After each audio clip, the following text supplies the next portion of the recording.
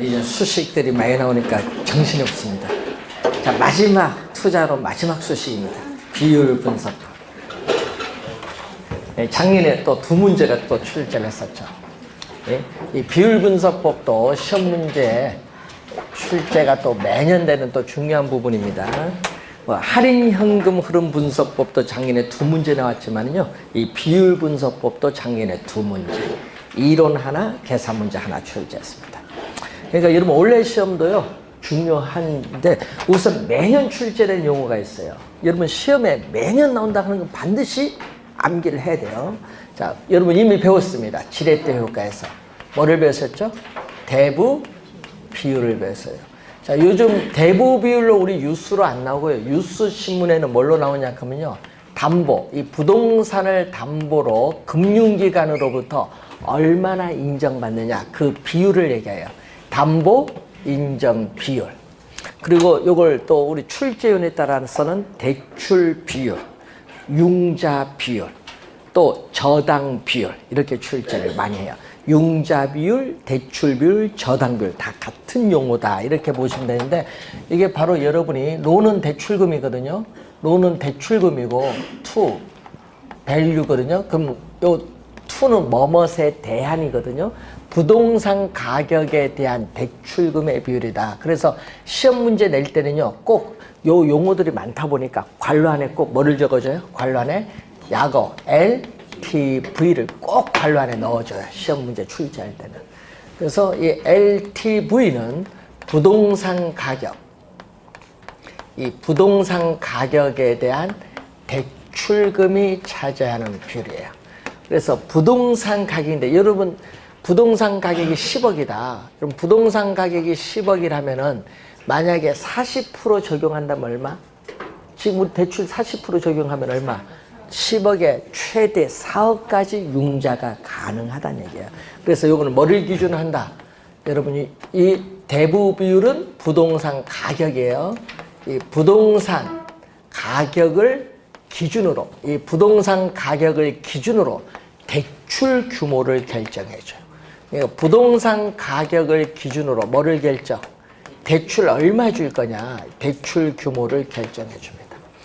이 지문도 여러분이 두 번 출제했어요. 부동산 가격을 기준으로 대출 규모를 결정해 주는 기준은 LTV다. 꼭 기억해 두셔야 되겠죠.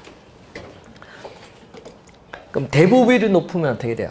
여러분 대부비율이 높으면, 즉 부동산 가격에 대한 대출금이 많아져요. 대출금이 많아지면은, 예를 들어서 이전보다 지금 아까 10억에 4억인데 대출금이 대부비율이 높아져요. 40%에서 60% 높아지면 이전보다 4억에서 6억으로 대출이 더 많아지죠. 대출금이 많아지면은 원리금 상환 부담도 이전보다 더 높아져서 채무가 불이행될 가능성도 커지게 돼요. 그래서 시험 지문에 이 지문이 나오거든요. 대부 비율이 높을수록 채무 불이행 시에 대출 원금을 회수하기가 쉽다, 어렵다? 어렵다.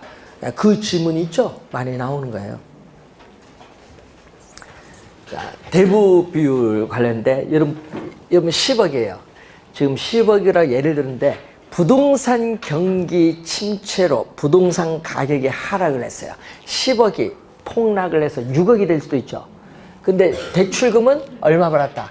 7억을 받았는데 부동산 가격이 예를 들어서 6억으로 하락을 하면 6억에 7억이 하면 얼마? 100% 넘어가죠. 그래서 여러분 부동산 경기 침체로 부동산 가격이 하락을 할 경우에는 대부 비율이 100%를 초과할 수도 있다. 여러분 1990년에 일본은 부동산 가격 폭락으로 해서 대부 비율이 120%를 초과했어요. 그래서 은행에 막대한 부실 채권이죠. 예? 돈이 날아갔어요. 은행들이 그걸 해결하는데 일본은 잃어버린 세월 거의 20년을 보냈어요. 2010년까지 거의 20년 동안 경제가 말이 아니었어요. 예? 미국은 어떻게 돼요? 기축통화죠, 달러가. 그러다 보니까 미국은 좀 덜한데, 미국은 또 대부 비율이 120%를 넘어가서 서브프라임 모기지로 해서 뭐가 났죠? 전 세계 금융 위기가 왔잖아요. 언제? 2007년 말부터. 근데 미국은 자기들 마음이 그래요. 돈 찍었잖아. 달러를 찍어서 자기 경제를 살린 거지 뭐. 그게 지금 황으로 오는 거지 미국은. 그래서 그 얘기예요. 그래서 여러분이 우리나라는 보수적으로 운영해 금융기관이. 그래서 우리나라는요 120% 안 가. 보통 우리는 뭐 한 5, 60% 사이에서 움직여요. 우리는 보수적으로 대출해 줍니다. 금융기관이. 자, 그걸 염두에 두시면 되겠고, 또 용어 중에 하나가 있어요. 자, 여러분이 또 부채 비율이라는 용어가 있어요. 부채 비율. 그럼 대부비율은 매년 출제가 되는 용어예요. 그래서 22회, 23회, 24회, 그리고 작년 또 28회 시험에 정답 지문 물었죠. 자, 22회 시험은 또 계산 문제로 출제를 했어요. 22회에서는 또 계산 문제로 출제를 했고, 부채 비율인데, 자, 여러분 부동산을 취득을 하는데 총 투자한 비용 중에서, 자, 부동산을 취득하는데 총 투자한 비용에서 남의 돈, 타인 자본을 대출을 어느 정도 받느냐에 따라서 뭐가 달라져요? 내 돈 투자 금액이 달라져요. 예? 이때 여러분이 타인 자본은 뭐라고 하죠? 부채. 자기 자본은 지분인데, 문제는 시험 문제에 자기 자본에 대한 타인 자본의 비율로 출제하면 좋은데, 출제는 이렇게 출제를 했죠. 지분 이런 걸 나온 거예요. 지분에 대한 뭐의 비율? 부채의 비율이에요. 이 지분에 대한 부채의 비율이에요. 부채 비율은 지분에 대한 부채의 비율인데, 이때 뭐뭇에 대한이 나오거든요. 탄력성 때 배웠잖아요. 가격의 변화율에 대한 나올 때 앞에 있는 요 지분은 분모고요. 뒤에 있는 부채는 뭐다? 분자. 근데 이걸 모르는 거야. 작년은 뭘로 출제했어요? 작년은 부채가 앞에 오고 지분이 뒤에 왔어. 그럼 분모 분자가 바뀌었죠? 작년 28회 시험에 요게 바로 뭐다? 정답이야. 요게 맞는 지문인데 작년은 부채에 대한 지분의 비율로 출제했어요. 그 지문이 정답. 그러니까 여러분 수식을 이해하는지 여부를 물었어요. 자, 그리고 여러분 우리 회계학에서는요. 회계학에서는 우리 대차대조표상에 여기 차변이라고 하는데, 차변인 자산과 오른쪽은 대변인데 부채와 자본을 대준 것은 이것은 항상 같아요. 회계론에서 요 수식과 요 수식을 묶어서 출제를 22회 계산 문제를 냈어요. 뭐다? 이때 자기 자본은 자본금이거든요. 그래서 이 자본 총계에 대해서 우리가 분자는 부채 총계로 요걸로 우리가 두 개를 이용한 문제를 또 계산 문제로 출제를 한번 했어요. 다 같은 용어입니다. 부채 비율. 자, 부채 비율은 그렇다 치고 또 뭐가 나오죠? 총 부채 상환 비율이 있습니다. 자, 총 부채 상환 비율을 우리는 소득 대비 뭐의 비율? 부채 비율. 여러분 시험 문제에 소득 대비 부채 비율로 출제하기도 하고, 우리는 총 부채 상환 비율로 출제하기도 하고, 여러분 차주란 말도 나오대. 자, 여러분이 우리가 차주라는 말도 우리 나와요. 26회도 차주로 출제했는데, 차주는 차입자예요. 차입자. 대주는 대출자. 차주에 있어서의 상환 능력. 그러니까 주택 수요자인 차입자가 대출을 받았을 때 상환 능력이 되느냐, 이걸 보는 거예요. 그러니까 다 같은 말이거든요.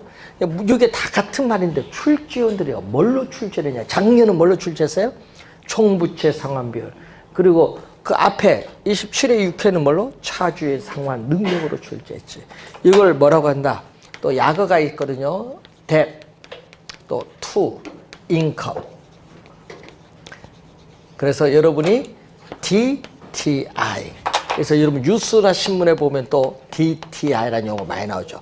그래서 또 시험 문제는 괄호 안에 꼭 어느 용어를 나오든 괄호 안에 뭐가 있어요? DTI가 있어요. 그러니까 요거는 뭐를 기준? 소득 기준입니다. 요거는 여러분 LTV는 부동산 가격 기준이고, DTI는 뭐를 기준? 차입자의 소득을 기준으로 뭐를 결정한다? 또 대출 규모를 결정한다. 차입자의 소득을 기준으로 대출 규모를 결정하는 게 DTI예요. DTI. 차입자의 연간 소득. 여러분 연간 소득이 있는데 그 연간 소득에 대해서 주택담보대출 받았을 때 연간 원리금 상환액을 말하죠. 연간 원리금 상환액. 이때 원리금 상환액. 자, 부채. 여러분이 저번 주에 배울 때 부채 서비스액을 다른 말로 뭐라고 배웠죠? 원리금 상환액. 원리금 상환액은 원금과 뭐를? 이자를 대준 거. 작년에는 이자만 해서 출제했어요. 정답이었습니다. 작년에.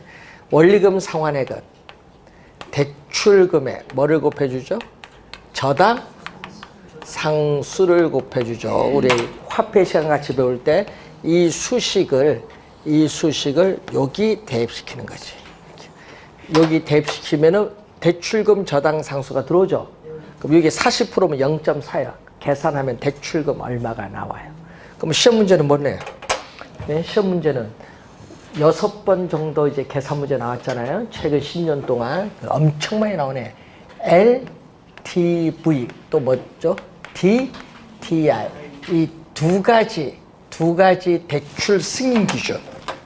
이 두 가지 대출 승인 기준을 모두 충족. 이 두 가지 대출 승인 기준을 모두 충족시켜주는 대출 가능한 최대 금액 얼마냐. 여러분 공인중개사에 업소 들어와서 묻습니다. 저 소득 얼마고 지금 내 돈 동원할 수 있는 전세금 얼마가 있는데 이 소득은 얼마인데 이 돈 가지고 요 아파트 살 수 있습니까? 물으면은 여러분이 이제 대답을 해줘야 되는데 돈이 부족하다든지 이런 걸 얼마 정도 금융에 융자 받을 수 있고 전세금 하면 이 정도 아파트 살 수 있다. 대답을 해줘야 되는데 못하면 골치 아픈 거야. 그럴 때는 무조건 된다고 해줘야 돼요. 공인중개사는 안 되는 게 없어. 네? 그죠? 안 되면 전화해서 물어보고 아니면 뭘 하면 돼. 제1금융권 안 되면 제2금융권도 있습니다. 이자가 2, 3% 약간 비싸도 주택가격 상승분에 비하면 이거 1, 2년 아무것도 아닙니다. 당연하지. 네. 그런 게 이제 해야 돼요. 대출 가능한 최대 금액이 얼마냐. 그래서 몇 년 전에요. 한 10년 전에 어떤 분이 교수님 한 분이 전화 왔어. 야, 이 아파트를 요거 팔고 저 강남으로 이사 가는데 돈이 8억이 부족하다. 어떻게 하면 좋겠냐. 8억? 걱정하지 마세요. 아, 은행에서 안 해준다 하는데 안 해준 게 어디 있어. 예? 해줄게요. 어느 은행에 했습니까? 거기 다 취소시켜요. 그래서 어디로 가래서 홍콩 사랑은행에 가라겠지. 예? 거기 예? 서울지점장 친구니까 가시고 무조건 해준다. 외국계는 다 해준다. 걱정하지 마시라고. 안 되는 게 없어. 다 돼요. 근데 요즘에 뭐 대출 막 규제를 하니까 이제 이금융권에서 돈 빌려오잖아요. 이것도 못하게 정부가 이제 규제를 하려고 하대요. 그러니까 집 사지 말라는 얘기예요. 그럼 누가 골치예요? 대출 못 받으면은 중상층이는 집 사지 말고 누구만 살아? 현금을 가진 부자들만 사라는 얘기예요. 미쳤지. 그렇게 하면 안 되지. 부자들을 못 사게 만들고 누구를 사게 해야 돼? 서민들 사게 만들어줘야지. 잘못됐지. 그래서 금융기관에서 이게 중요한 거야. 대출 받을 수 있는 금액 최대 얼마냐. 그래서 이것을 우리는 매년 출제를 해요. 출제를 하는데 요거는 무슨 부동산? LTV와 DTI는 주거용 부동산에 적용해요. 주거용 부동산. 아파트 여러분 뭐 이런 주거용 부동산에 적용하는 게 요 두 가지 기준. 그리고 1월 31일부터 나온 게 있죠. 뭐가 있어요? 신 DTI. 그것도 골치 아파. 그건 다주택자 대출 못 받도록 기존에 대출 받은 금액까지 다 뭐해? 포함시켜버려. 기존에 대출 받은 금액까지 다 포함시켜서 계산해야 되거든. 그러니까 대출 받기가 더 어려워지지 뭐. 자, 하여튼 우선 요거 용어 꼭 기억을 해야 됩니다. 우선 요 세 개 중요하죠. 또 하나 중요한 게 있어요. 또 매년 출제된 용어가 있어요. 또 매년 출제되는 용어. 작년에 아예 요걸 한 문제로 출제했어요. 부채 감당률, 부채 감당률. 우리가 또 뎁트, 우리가 커버리지, 서비스 레이쇼, 약으로 DCR이라고 하는데, 자, 이 부채 감당률은 순영업소득이 있어요. 그럼 부채를 감당할 수 있느냐 얘기예요. 부채. 부동산 투자로부터 미래에 예상되는 순영업소득, 순수익은 돈 들어오는 거죠. 나가는 게 있어. 대출금에 대한 뭐죠? 부채 서비스액. 부채 서비스액은 아까 여기도 설명했네요. 원리금 상환액, 원금 플러스, 여러분, 요 원리금 상환액은 원금 플러스 뭐다? 이자예요. 작년에는 요걸 이자만 출제한 거. 그게 정답이었어, 작년에. 그래서 시험 문제 많이 나오는 게 있죠. 요 수식도 많이 나오지만요. 자, 요거 1보다 큰가? 1보다 작은가? 자, 24회 6회는 요걸 출제했어. 24회 6회는 요거. 28회는 뭐? 전체를 물었어요. 요거 시험에 많이 묻습니다. 자, 부채 감당률이 1보다 크다는 건 뭐죠? 순영업소득이 부채 서비스액보다 크죠? 이 말은 부채 서비스액 갚고도 남는 금액이 있다 없다? 있다. 있으니까 금융기관은 안심하고 대출해준다. 그래서 차입자의 원리금 상환 능력이 뭐하다? 충분하다. 차입자의 원리금 상환 능력이 충분하기 때문에 금융기관은 안심하고 대출해 줄 수 있다 이 말입니다. 이 지문을 시험에 많이 나오고요. 자, 그리고 1보다 작다. 뭐죠?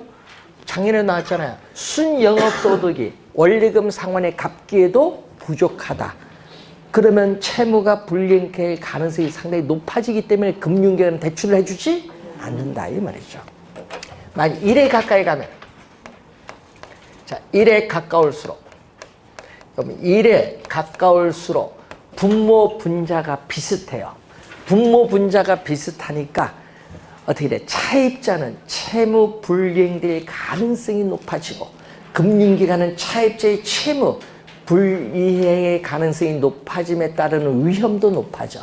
그래서 차입자와 대출자 둘 다 위험에 처하게 된다는 거예요. 자, 그럼 부채 서비스에 또 요거 들어갑니다. 요거 여기 들어가면 또 뭐가 나와요? 부채 감당률이 예를 들어서 부채 감당률이 2다. 그럼 요거 들어가면 또 뭐가 나와요? 계산되죠. 대출금 나오겠죠. 요 수식이 들어가면은 그래서 또 시험 문제에 LTV 그럼 요것도 2번 출제했어요. 우리가 17회, 20 우리가 7회 시험에 2번 출제했어요. LTV와 또 부채 감당률 또 요 두 수식을 또 모두 충족한다. 이 두 수식을 또 모두 충족시켜주는 또 대출 가능한 최대 금액 얼마냐. 대출 가능한 최대 금액. 요걸 구하는 문제가 또 있죠. 요것도 2번 출제. 요거는 한 6번 출제. 하여튼 대출 가능한 최대 금액을 구하는데 요것은 상가에 있어서 뭐에 적용한다? 상업용 부동산에 적용한다.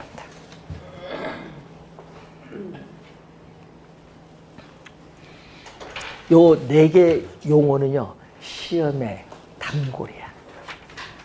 꼭 기억해야 됩니다. 원래 29회까지 요 4가지는 꼭 기억해야 돼요. 자, 아까 총자산 회전율은 설명했고, 거기 보면 채무 불이행률. 채무 불이행률을 손익, 분기, 현금 수지 비율 또는 손익 분기율이라고 하는데 채무가 불이행될 가능성을 나타내는 비율이에요. 분모는 돈이 들어오는 거. 자, 여러분 저번 주에 우리 배우셨던 유효조소득은 공시를 감안한 임대료 수입을 얘기하겠고 또 부동산, 분자는 돈 나가는 거, 부동산을 운영 유지하는 데 드는 영업경비에다가 대출금에 대한 부채 서비스액을 대준 거. 분자는 돈 나가는 거, 분모는 돈 들어오는 거죠. 네? 자, 그래서 이 유효조소득이 영업경비와 부채 서비스액 더해준 금액을 얼마나 감당할 수 있느냐 이걸 측정하는 지표인데 채무 불이행률이 높을수록 즉 유효조소득에서 영업경비와 부채 서비스액 더해준 금액이 많아질수록 어떻게 돼요? 채무가 불이행될 가능성은 점점 더 높아진다는 것을 알 수 있어요. 자, 영업경비 비율이 나와요. 자, 영업경비 비율 또 27회 시험에 또 뭐를 출제했다? 계산 문제로 또 출제를 또 했었죠. 27회 시험에 계산 문제로 또 나오는데 분모는 우리는 가능, 조소득, 최대한의 공실이 없는 최대한의 임대료 수입에 대해서 뭐가 차지하는 비율? 영업 경비가 차지하는 비율. 그러면 소득에서 비용이니까 이게 낮을수록 좋겠죠? 그래서 기업의 재무관리 상태를 나타내는 지표인데 이 값이 뭐 할수록 이 값이 낮을수록 기업의 생산성은 더 높아진다는 거죠. 영업경비 비율. 계산 문제가 27회 시험에 또 출제를 한 내용입니다.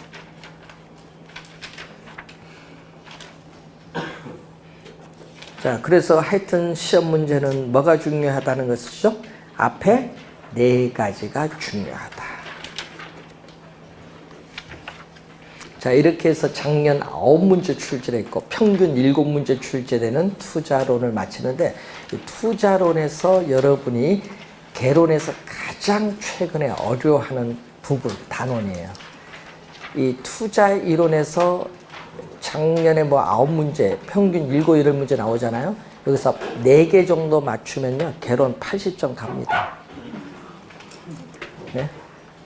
여러분 거의 공부하다 보면 투자론을 포기해버려요. 투자론 포기하니까 금융까지 포기해요. 그러다가 또 평가 또 어려운 용어 나오거든요. 평가는 대학교 4학년 대학원에서 배우는 거다 보니까 학생들도 어려운데 여러분 당연히 어렵지. 또 포기해버려요. 수식도 많이 나오니까.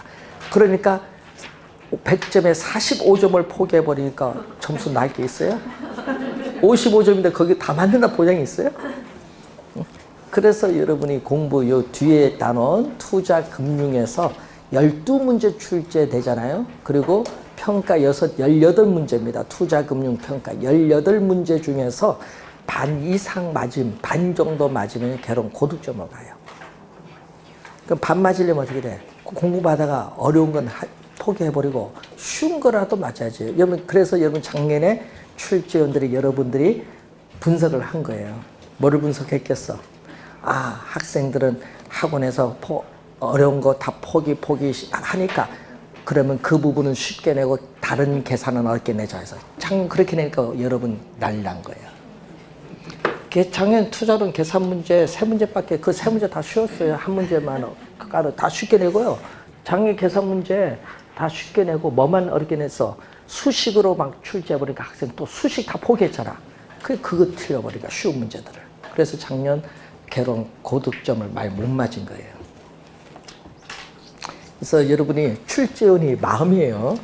계산 문제 출제할 수 있고 아까 말로 출제할 수도 있고. 자, 작년 시험에는 여기서 계산 문제 하나, 여기서 이론으로 한 문제, 2문제 출제했습니다. 자, 금융으로 갑니다. 235페이지.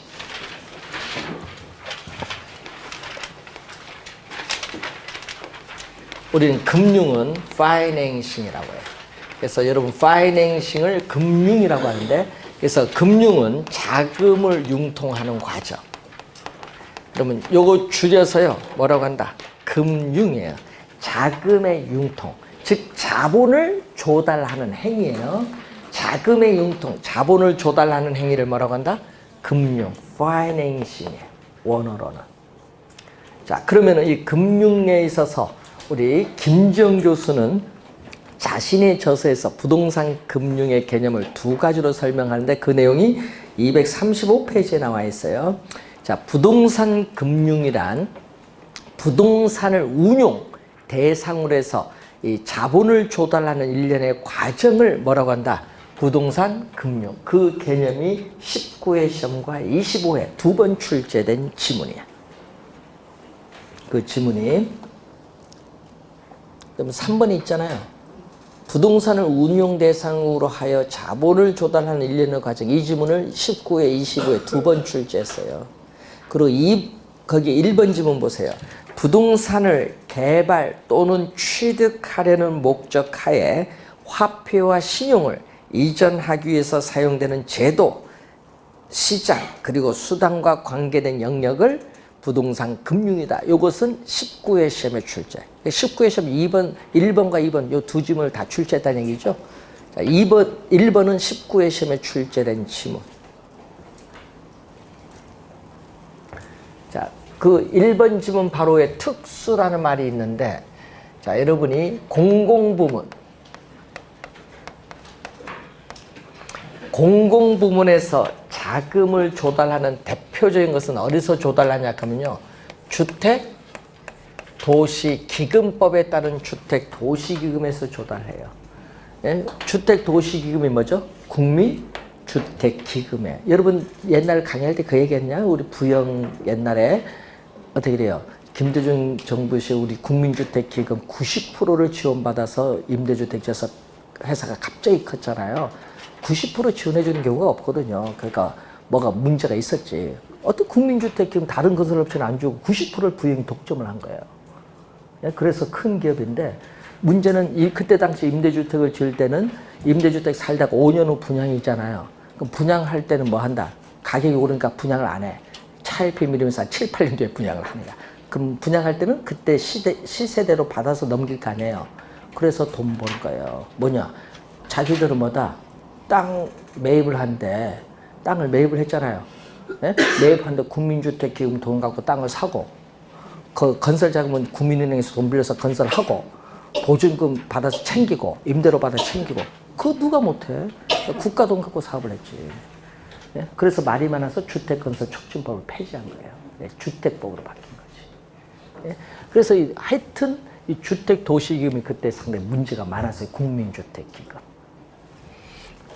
예, 예, 그래서 공공부문의 대표적인 자금 조달. 작년에 출제했거든요. 주택도시기금은 이 도시계정이 있어요.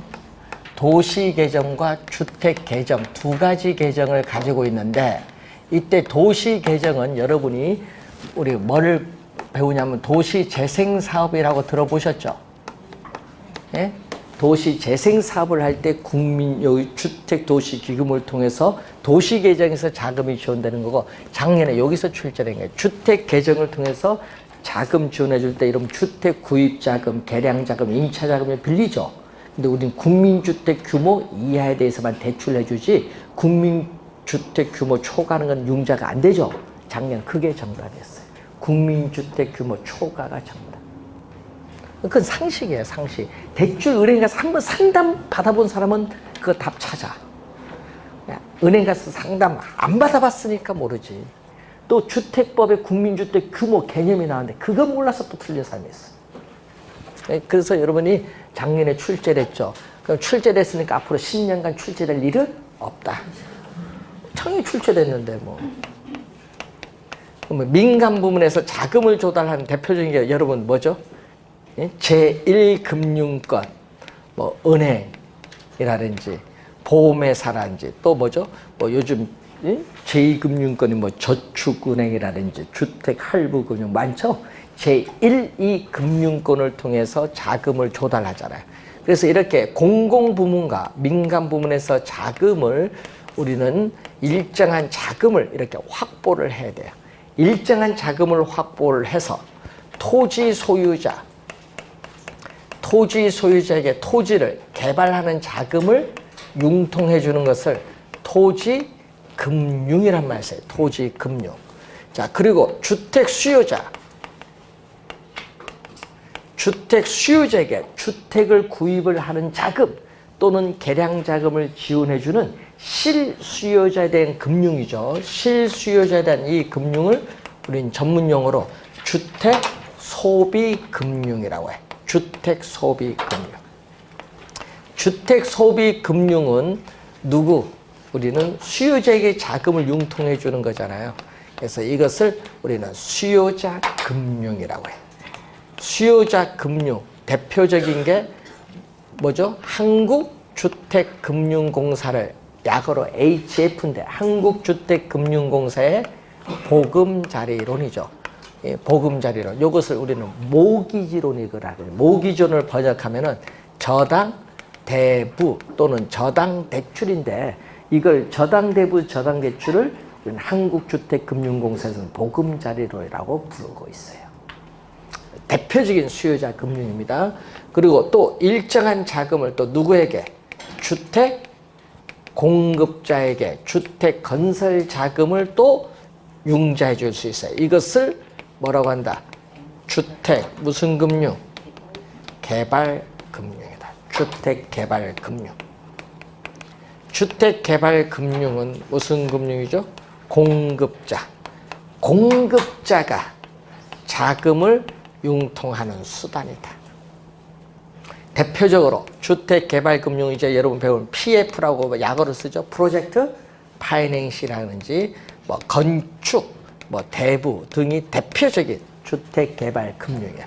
그럼 주택소비금융과 주택개발금융을 더해주면은 이것을 주택금융이라고 하고, 이 토지금융과 주택금융을 더해주면은 부동산 금융이라고 하죠. 자, 부동산 금융의 흐름을 보고 있는데, 이 부동산 금융은 이 부동산 부문의 한정. 자, 부동산 금융은 이 부동산 부문의 한정에서 자금을 융통해주는 무슨 금융? 특수금융. 그래서 아까 1번, 2번 위에 특수금융 요거예요. 부동산 부문의 한정에서 자금을 융통해주기 때문에 특수금융이고, 모든 부문의 자금을 융통해주는 일반 금융이 아니라 부동산 부문의 한정에서 자금을 융통해주는 특수금융이다. 특수금융. 자, 그래서 여러분이 보고 235페이지 보시면은, 자, 235페이지에 보시면은 이 자본의 조달 방식에 따라 부동산 금융을 우리가 분류를 하죠. 자, 우선 부동산 증권이라는 용어가 있어요. 자, 부동산 증권은 크게 지분 증권이라고 해요. 크게 지분 증권. 그리고 무슨 증권? 부채 증권. 자, 부동산 증권은 크게 지분 증권과 부채 증권으로 나누어 볼 수 있어요. 자, 지분 증권은 지분 금융. 자, 지분 증권은 지분 금융을 조달하기 위해서, 자, 지분 금융을 조달하기 위해서 발행하는 증권을 지분 증권이라고 하고, 부채 증권은 부채 금융, 이 부채 금융을 조달하기 위해서 발행하는 증권입니다. 자, 이때 지분은 뭐라고 하죠? 우리 앞에서 지분. 저기 지분은 자기 자본, 부채는 타인 자본이잖아요. 그래서 자기 자본, 타인 자본의 지분 금융, 부채 금융을 보면은, 자, 지분 금융은 자기 자본을 조달하는 거예요. 지분 금융은, 지분은 자기 자본이니까 지분 금융은 이 자기 자본을 우리가 조달하기 위한 금융이에요. 그럼 자기 자본을 조달하기 위해서는 주식회사가 주식을 발행해서 자기 자본을 조달한다든지, 지분 투자자가 대상 부동산에 대해서 가지는 권한, 이 지분권을 매각함으로써 자기 자본을 조달하든지 해야 돼요. 그런데 부채 금융은 뭐를 조달하는가요? 이거는 타인 자본을 조달하는 거지. 자, 타인 자본을 조달한다. 타인 자본을 조달하기 위한 금융으로서, 타인 자본을 조달할 때는 기업이 자기 회사의 사채를 뭐한다?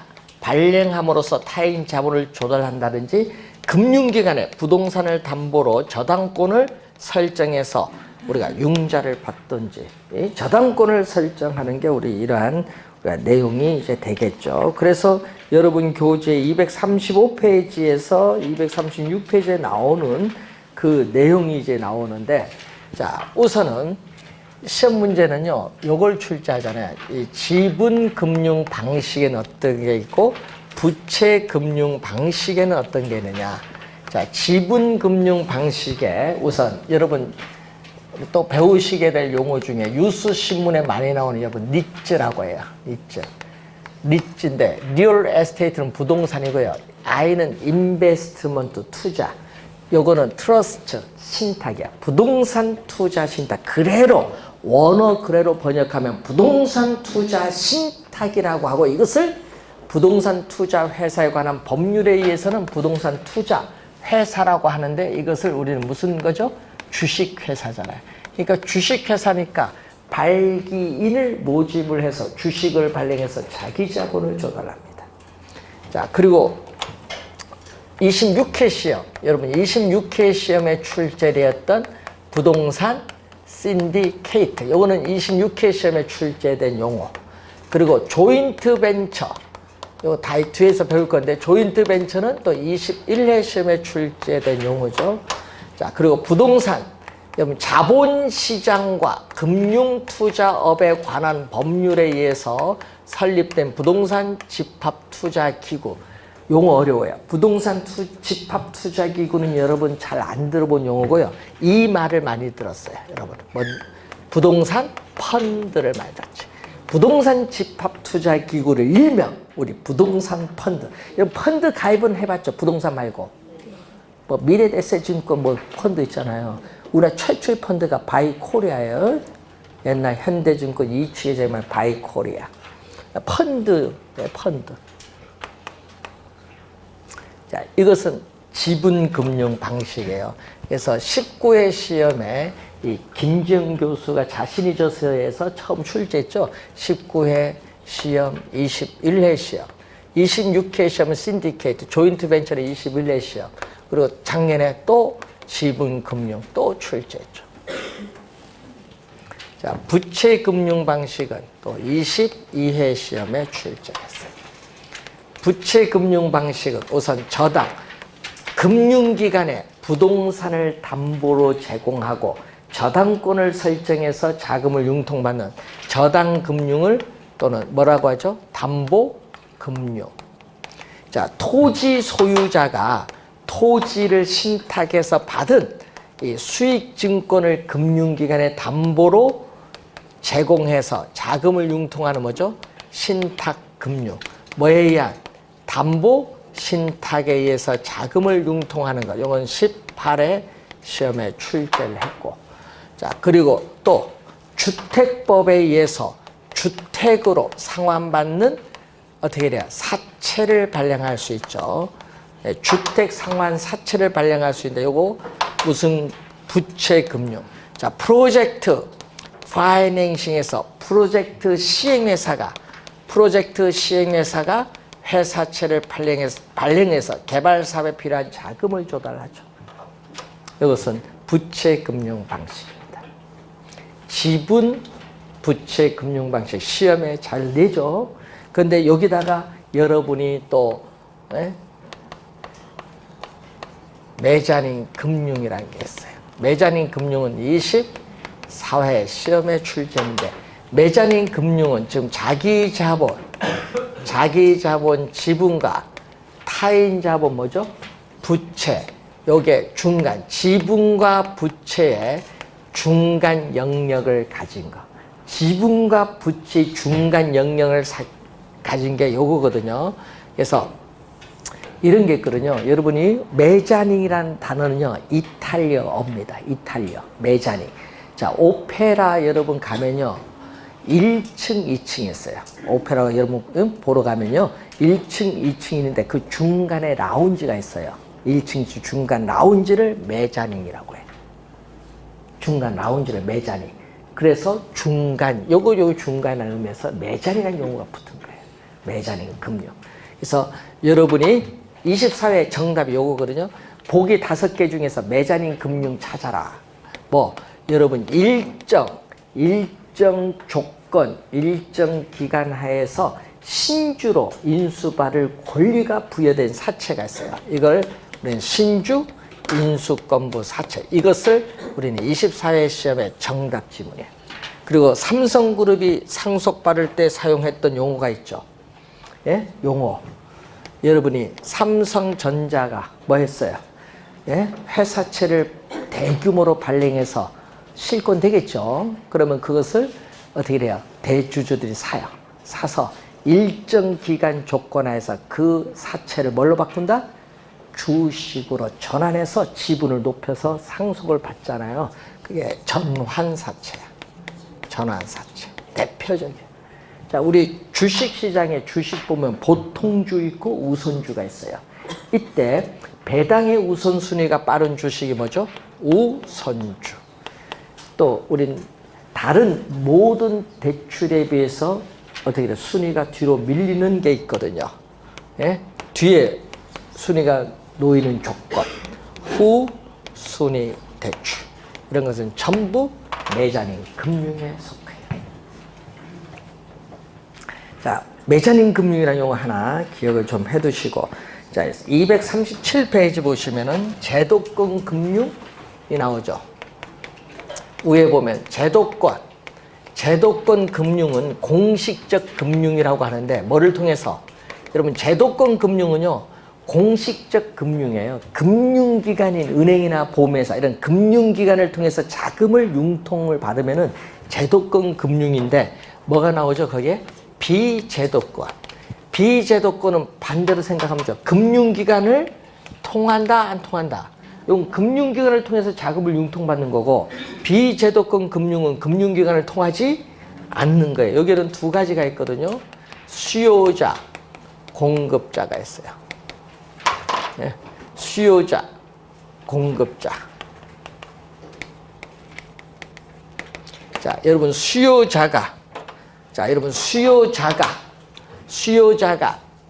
비제도권이니까 수요자가 금융기관을 통하지 않고 자금을 융통받는 대표적인 수단, 우리나라에만 있는 전세제도예요.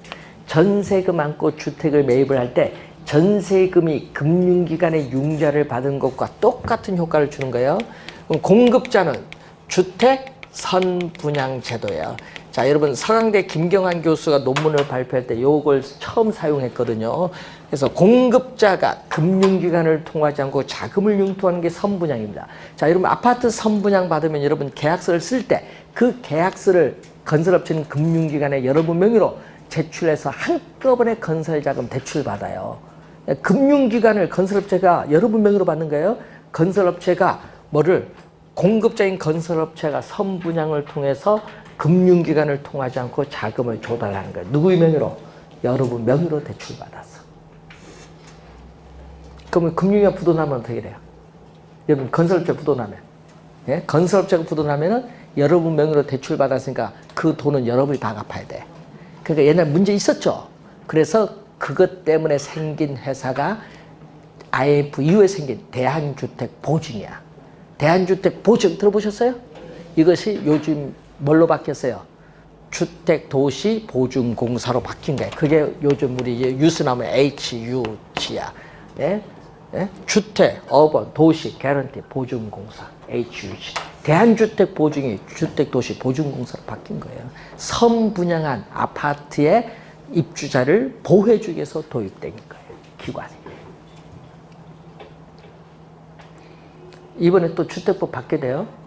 공공택지 후분양하겠다고 주택법이 바뀌어요. 국토교통부에서 입법 예고했어요. 하여튼 자주 바뀌는 것 같아요. 그래서 주택도시보증공사. 자, 우선 확인해 보시고 여러분 교재 237페이지 주택금융에 나와죠. 요거죠. 주택금융인데 여러분 우리나라는 거의 대부분 뭐죠? 부동산 금융의 거의 대부분 뭐를 차지하고 있다? 주택금융이 차지하고, 이 주택금융의 기능 19회 시험과 25회 시험에 나왔죠. 주택금융의 기능을 보면은 주택 수요자에게 자금을 융통을 해줌으로써 주택을 구입을 할 수 있는 구매력을 높여요. 높이면은 주택 수요가 증가합니다. 그럼 주택 수요가 증가하면서 주택 거래를 활성화시켜주는 기능이죠. 그래서 여러분 우리 박근혜 정부일 때 대부비율을 높이고 DTR 높이니까 구매력이 높아지니까 거래가 활성화됐죠. 그 얘기예요. 두 번째는 건설 주택 공급자에게 자금을 또 융통해 줌으로써 주택 건설 업체의 주택에 대한 생산 공급을 확대해 주는 기능을 가져요. 또 주택에 대한 수요 공급 조절을 통해서 주택 시장의 경기를 조절하는 기능. 또 여러분 만능통장이라고 하죠. 주택 청약 종합 저축을 유도를 함으로써 미성년자도 가입이 가능합니다. 유도함으로써 뭐를 해요? 유도함으로써 주택 자금을 조성하는 기능도 가지고 있고 전세 살고 있는 분들에게 주택 자금을 융통해 줌으로써 주택을 사도록 만들어요. 그래서 자가주택 소유의 기회를 확대해 주는 기능도 가지고 있고 또 무주택 저소득 서민에게 또 주택 자금을 융통해 줌으로써 주거 안정의 기능을 가진다 이 말이에요. 자, 이런 주택 금융의 기능에 여러 가지 기능이 있다. 한번 보시고 여러분 시험 문제예요. 가끔 소비 금융을 출제할 때는 박스로 출제해요. 이렇게 박스로 해서 기역, 니은, 디귿, 니을, 미음 5개 정도 해서 주택 금융에 대한 설명 중 옳은 것. 그럼 여기에 주택 소비 금융, 주택 개발 금융 몇 가지 용어들이 나오겠죠. 용어 나와서 옳은 걸 찾아내는 거 이런 걸 출제를 해요. 요즘 뭐 박스로 출제 여러분이 하나라 모르면 틀리는 이런 문제를 출제하는 게 어려운 거예요. 시험 문제 박스 많이 나오면 어려운 겁니다. 그래서 최근에는 박스를 많이 출제하는 경향입니다. 자, 우선 여기까지 우선 배웠고요. 그리고 여러분 다음 잠시 쉬고 저당 대출 들어가겠습니다.